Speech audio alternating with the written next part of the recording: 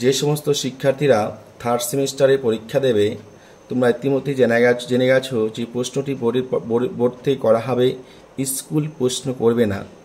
তাই প্রত্যেক শিক্ষার্থী বলছি যে অবশ্যই তোমরা স্কুলে ক্লাস করবে, প্রতিনিয়ত স্কুলে যাবে, কিন্তু মনে রাখবে স্কুলের স্যাররা এবার কিন্তু প্রশ্ন করবে না। তাই কমন পড়ার বিষয়ে স্কুলের উপর আমাদের নির্ভরশীল হওয়ার কোনো প্রয়োজন নেই। আমরা গল্পগুলিকে খুব ভালো করে পড়ব, যে বিষয়গুলি থেকে প্রশ্ন আসবে সেই প্রশ্নগুলি আমরা প্রতিটি ভিডিওতে, প্রতিটি গল্প, প্রতিটি কবিতার মধ্যে আলোচনা করব। তোমরা যদি এই ভিডিওগুলির মধ্যে নজর রাখো এবং তোমরা ভালো করে দেখো, তাহলে আমি 100% গ্যারান্টি দিচ্ছি তোমরা কিন্তু প্রতিটি প্রশ্নের উত্তর করতে পারবে। গ্রামার থেকে শুরু করে আমাদের যে কবিতা বা গল্পের মধ্যে থেকে যে প্রশ্নের আসলে কেন, প্রতিটি প্রশ্ন ধরে ধরে আলোচনা করব। তাহলে দেখো, আলোচনা করার আগে আমরা যে গল্পটা কোথা থেকে নেওয়া হয়েছে, কোথায় প্রকাশ হয়েছে সেটুকু আগে জেনে নেব, কেননা সেখান থেকে প্রশ্ন আসার চান্স রয়েছে। তাহলে দেখো, এই গল্পটি প্রথমত প্রকাশিত হয় 1889 খ্রিস্টাব্দে রাশিয়ান নিউজ পেপার নোভে ভ্রেমা পত্রিকাতে। এই গল্পটির প্রথম নামকরণ ছিল দ্য ফেয়ারি টেল, যেটি বিভক্ত ছিল ডিভাইডেড ইন্টু 3 পার্টস, 3টি অংশে বিভক্ত ছিল, 3টি পার্টে বিভক্ত ছিল।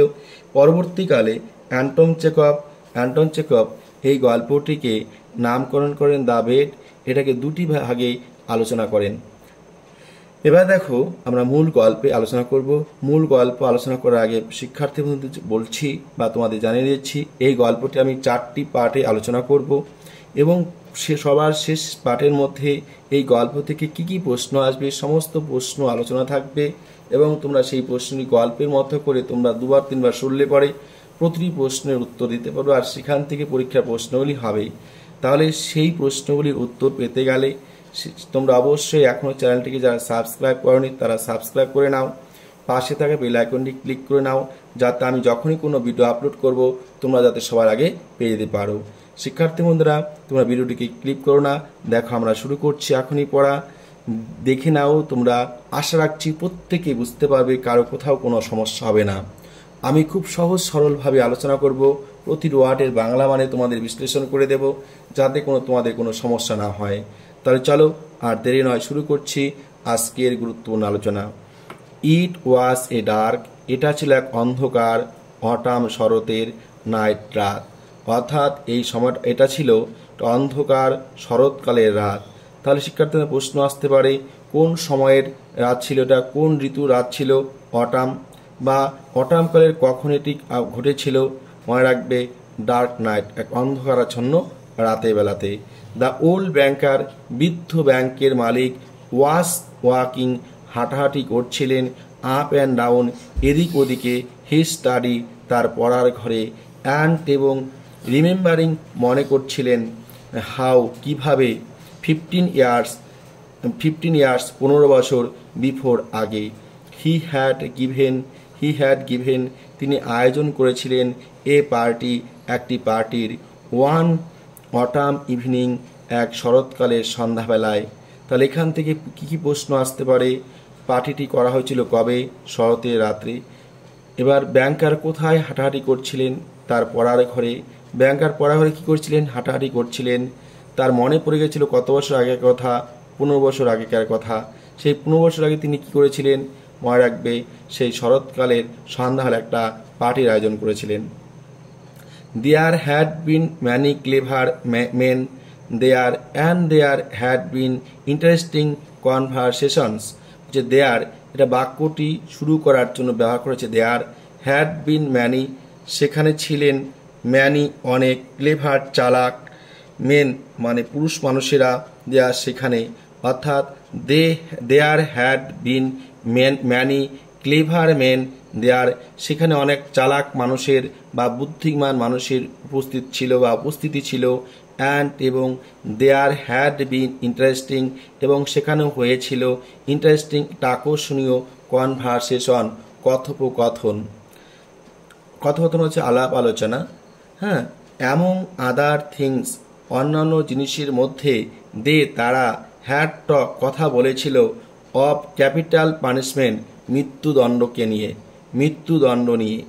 দ্য মেজরিটি বেশিরভাগ অফ দ্য গেস্ট অতিথিদের মধ্যে among whom were many journalist, journalist মানে হচ্ছে সাংবাদিক, ম্যানি মানে অনেক, অ্যামং মানে তাদের মধ্যে, অর্থাৎ যতজন গেস্ট এসেছিল, অতিথি এসেছিল তাদের মধ্যে বেশিরভাগ মানুষ ছিলেন সাংবাদিক, অ্যান্ড এবং ইন্টেলেকচুয়াল মেন এবং বুদ্ধিমান ব্যক্তি।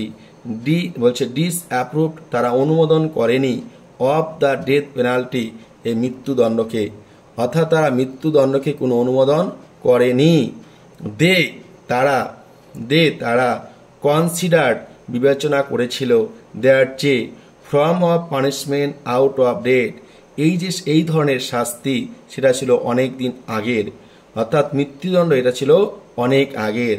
ইমোরাল অনৈতিক, অ্যান্ড এবং আনসুটেবল বলছে উপযুক্ত নয়, ফর খ্রিস্টান স্টেটস বিশেষ করে খ্রিস্টান রাজ্যের জন্য এটা কোনোভাবেই উপযুক্ত নয়।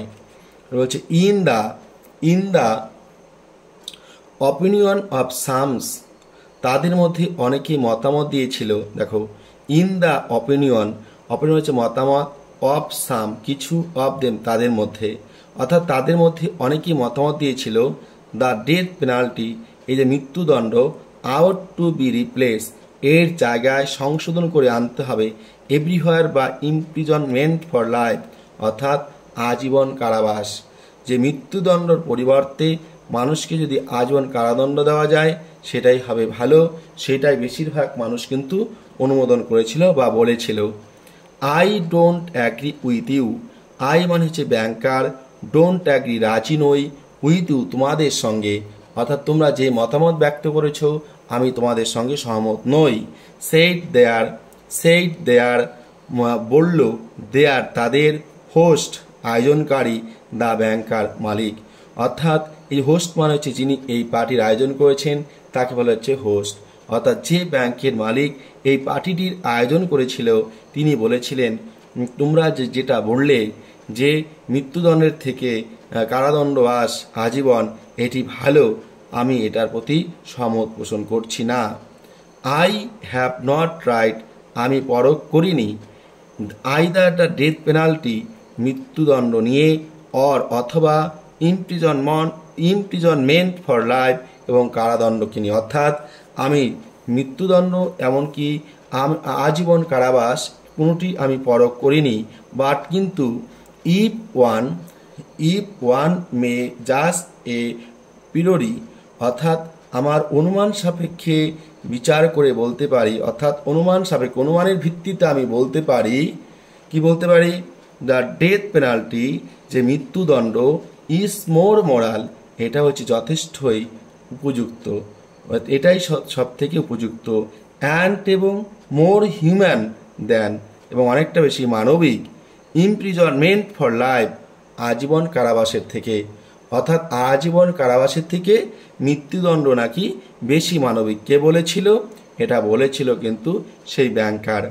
ক্যাপিটাল পানিশমেন্ট মৃত্যুদণ্ড, কিলস মেরে ফেলে বা হত্যা করে, এ ম্যান একটি মানুষকে, অ্যাট ওয়ান্স তৎক্ষণাৎ বা সাথে সাথে, বাট কিন্তু লাইফ লং ইমপ্রিজনমেন্ট বলছে আজীবন কারাবাস, কিলস মেরে ফেলে বা হত্যা করে, হিম সেই ব্যক্তিটিকে, স্লোলি ধীরে ধীরে, হুইচ বলছে executor is the more human বলছে তাহলে কোন জল্লাদ সবথেকে বেশি মানবিক, he who kills you in a few minutes যে তোমাকে কয়েক মিনিটের মধ্যে মৃত্যুদণ্ড দিচ্ছে সে, না or he who drags the life out of you in the course of many years যিনি বছর পর বছর ধরে তোমাকে কষ্ট দিয়ে তোমার কাছ থেকে প্রাণ বের করে নিচ্ছে সে, কে বেশি মানবিক এই কথাটা কিন্তু সেই ব্যাংকার কিন্তু বললেন। ব্যাংকার বলতে চেয়েছেন যদি কাউকে মৃত্যুদণ্ড দেওয়া হয় তাকে কয়েকটা মিনিটের জন্য কষ্ট করে যিনি আর কি হত্যা করেন তিনি হত্যা করে থাকেন, কিন্তু যদি কাউকে আজীবনের জন্য কারাবাস দেওয়া হয় তাহলে তাকে তিলে তিলে ধীরে ধীরে তাকে হত্যা করা হয়, তাহলে সব থেকে বেশি কষ্টদায়ক মৃত্যু তো আজীবন কারাবাস, এটি হচ্ছে ব্যাংকারের মতে। তাহলে এরপর দেখো কি বলছে, এবারে বলছে both are equally immoral. Both মানে উভয়ই, মানে হচ্ছে আমৃত্যু কারাদণ্ড, বলছে আমৃত্যু কারাবাস এবং কি মৃত্যুদণ্ড। বোথ আর ইকুয়ালি, উভয়ই সমানভাবে ইমোরাল, অনৈতিক। উভয় কি সমানভাবে অনৈতিক। বোথ আর ইকুয়ালি ইমোরাল, উভয়ই সমানভাবে অনৈতিক। অবজার্ভ, মন্তব্য করলেন ওয়ান অফ দ্য গেস্ট, একজন অতিথি। অবজার্ভ কথা অর্থ মন্তব্য করলেন, ওয়ান একজন, অফ দ্য গেস্ট অতিথি। For they both have the same object, তাদের উভয়ের উদ্দেশ্য এক। ফর মানে এই জন্য, দে মানে তারা, তারা বলতে কে, সেই ক্যাপিটাল পানিশমেন্ট আর হচ্ছে কি যে ক্যাপিটাল পানিশমেন্ট আর একটা হচ্ছে ইমপ্রিজনমেন্ট। এই যে দুটো আছে, এই দুটাই হচ্ছে তাদের উদ্দেশ্য কিন্তু একই। কেন বলছে হ্যাভ দ্য সেম অবজেক্ট, তাদের উদ্দেশ্য এক। টু টেক অ্যাওয়ে লাইফ, তাদের উদ্দেশ্য কি প্রাণ কেড়ে নেওয়া। The state is not God, রাষ্ট্র কিন্তু ঈশ্বর নয়।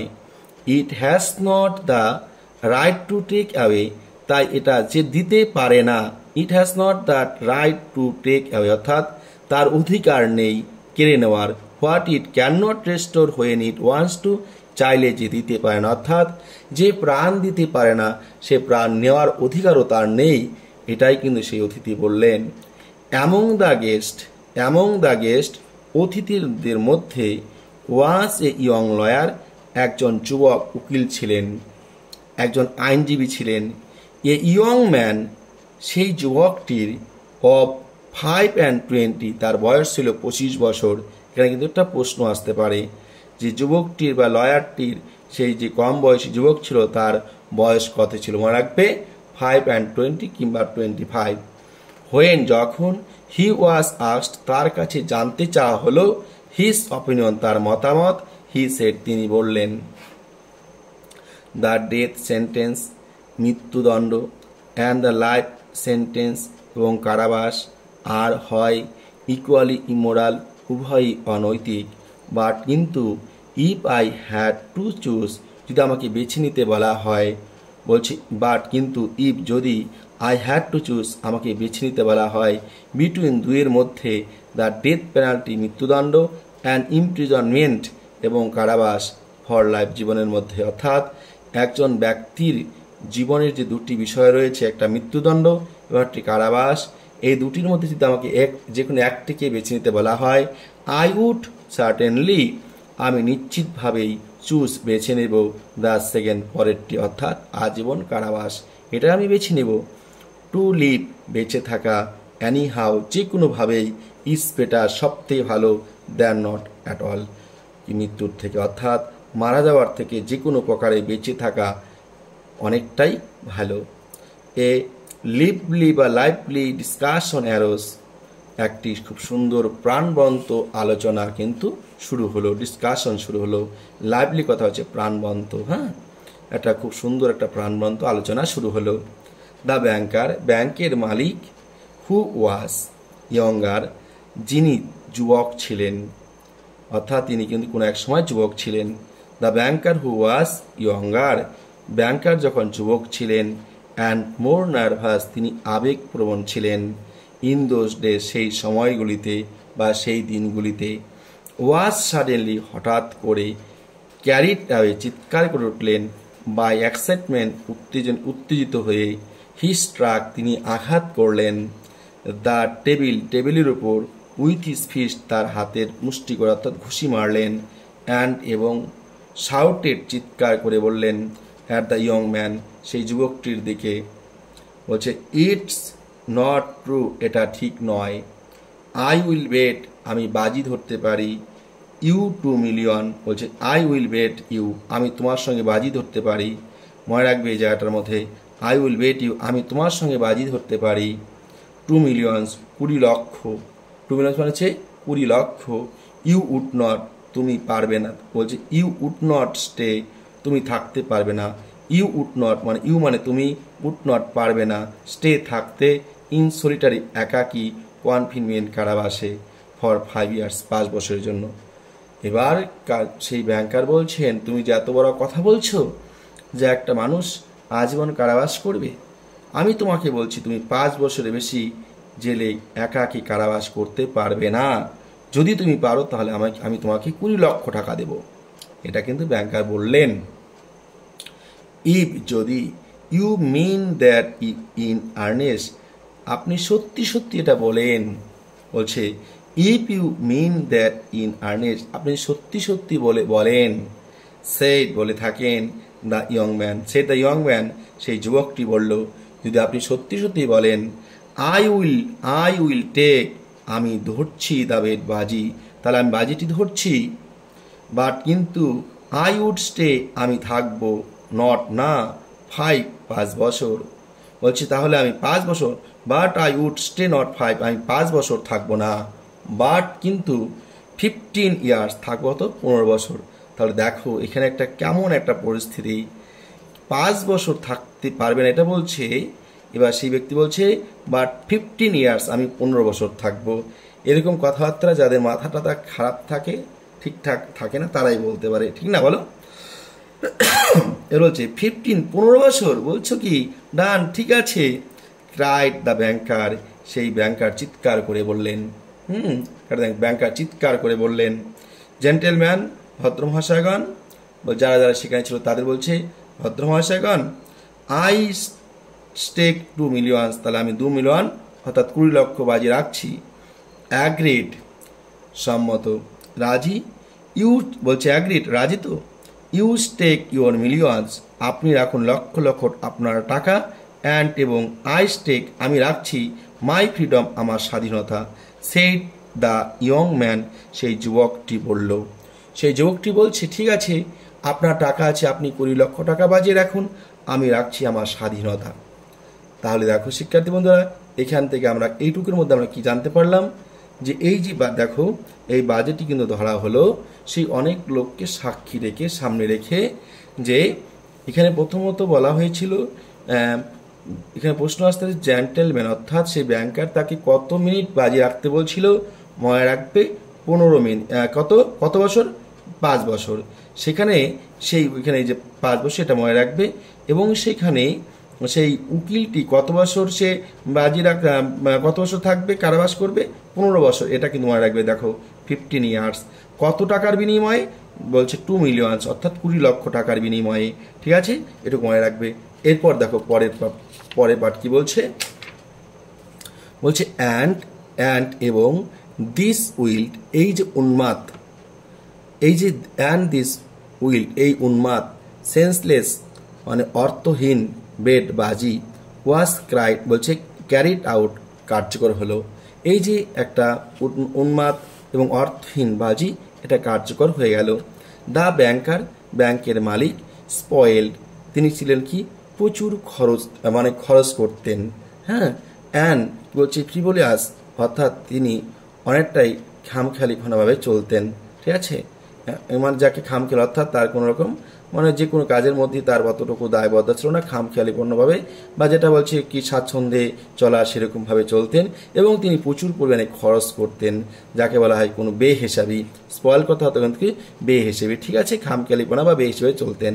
With millions beyond his reckoning, এবং তিনি লক্ষ লক্ষ টাকা কিন্তু ওড়াতেন। হ্যাঁ, এবার বলছেন এই যে ওয়াজ ডিলাইটেড, তিনি খুশি হয়েছিলেন, অ্যাট দ্য বেট, এই বাজিটি ধরে, অ্যাট সাপার, এই রাত্রে খাবার সময়, হি মেড ফান, তিনি মজা করেছিলেন, অব দ্য ইয়ং ম্যান, সেই যুবকটিকে, অ্যান্ড সেড, এবং বলেছিলেন, থিঙ্ক, ভেবে দেখো, বলছে থিঙ্ক বেটার অফ ইট, ভালো করে ভেবে দেখো, ইয়ং ম্যান, যুবক মানুষ, হোয়াইল, যখন, দেয়ার ইজ স্টিল টাইম, তোমার যথেষ্ট সময় আছে, অর্থাৎ ভেবে দেখো তোমার এখনো যথেষ্ট সময় রয়েছে।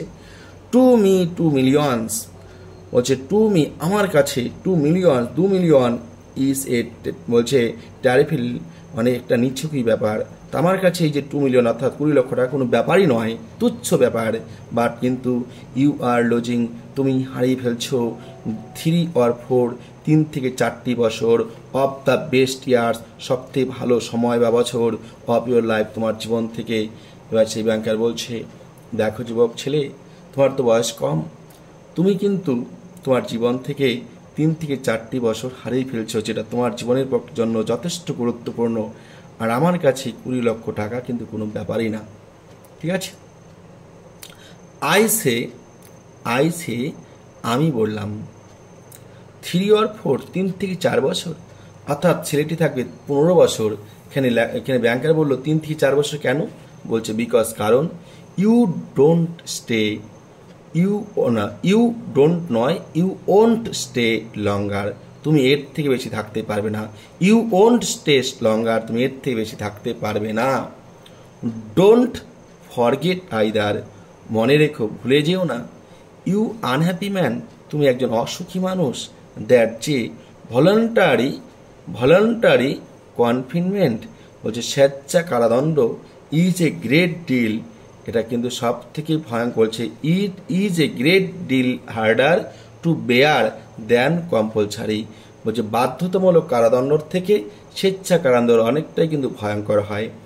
বাধ্যতামূলক কারাদণ্ডর থেকে স্বেচ্ছা কারাদণ্ড অনেকটাই কঠিন এবং ভয়ঙ্কর হয়। দ্য থট, এই চিন্তায়, দ্যাট, যে you have the right to step out in liberty, বলছে লিবার্টি অ্যাট অ্যানি মোমেন্ট, যে কোনো মুহূর্তে তুমি কিন্তু বের হতে পারতে বা পারবে, এটা তোমার মনের মধ্যে থাকবে। আর এই ধারণাটাই তোমার মনে থাকবে যে তুমি যে কোনো সময়ে যে কোনো মুহূর্তে এখান থেকে বের হতে পারবে, এটা তোমার মনের মধ্যে কিন্তু ভাবনায় থাকবে, কিন্তু পারবে না। Will position your whole existence in prison, আর এটাই তোমাকে সে জেলখানার মধ্যে তোমার যে অস্তিত্ব রয়েছে সেটা বিষিয়ে দেবে। তোমাকে সেটা কি করবে? বিষিয়ে দেবে। I am sorry for you, আমি তোমার জন্য দুঃখ অনুভব করছি, তো আমি দুঃখিত তোমার জন্য। অ্যান্ড, এবং নাও, এখন, দ্য ব্যাংকার, সেই ব্যাংকার অর্থাৎ সেই ব্যাংকের মালিক, পায়চারি করছিলেন, ওয়াকিং টু অ্যান্ড ফ্রো, অর্থাৎ পায়চারি করছিলেন, এদিক এদিক হাঁটাহাঁটি করছিলেন। রিমেম্বার্ড, মনে করছিলেন, অল দিস, এই সমস্ত ঘটনা। অ্যান্ড, এবং আস্কড হিম, নিজেকে জিজ্ঞেস করছিলেন, হোয়াট ওয়াজ দ্য অবজেক্ট, এর বলছে what was the object of that bed, হচ্ছে হোয়াট, কি, ওয়াজ ছিল, দ্য অবজেক্ট, উদ্দেশ্য, অফ দ্যাট বেড, বাজির। অর্থাৎ এই যে বাজি আমরা ধরেছি, সেই বাজির মূল উদ্দেশ্যটা কি ছিল? হোয়াট ইজ দ্য গুড, কি ভালো বেজ, বলছে হোয়াট, কি, ইজ হয়েছে, দ্য গুড ভালো, অফ দ্যাট, যে ম্যানস মানুষটি, লজিং হারিয়েছে, 15 years 15টি বছর, অফ হিজ লাইফ তার জীবন থেকে। অর্থাৎ কি ভালো হয়েছে? এই মানুষটি 15টি বছর তার জীবন থেকে গুরুত্বপূর্ণ সময় হারিয়ে ফেলেছে। অ্যান্ড, এবং আমার থ্রোয়িং অ্যাওয়ে 2 millions, আমার 2 লক্ষ অর্থাৎ 20 লক্ষ টাকা খরচ হয়েছে। আচ্ছা, ক্যান ইট প্রুভ, এটা কি প্রমাণ করে দিতে পারে? দ্যাট, যে দ্য ডেথ পেনাল্টি, যে মৃত্যুদণ্ড, ইজ বেটার, ভালো, অর, অথবা, ওর্স, খারাপ, দ্যান ইমপ্রিজনমেন্ট ফর লাইফ, আজীবন কারাবাসের থেকে।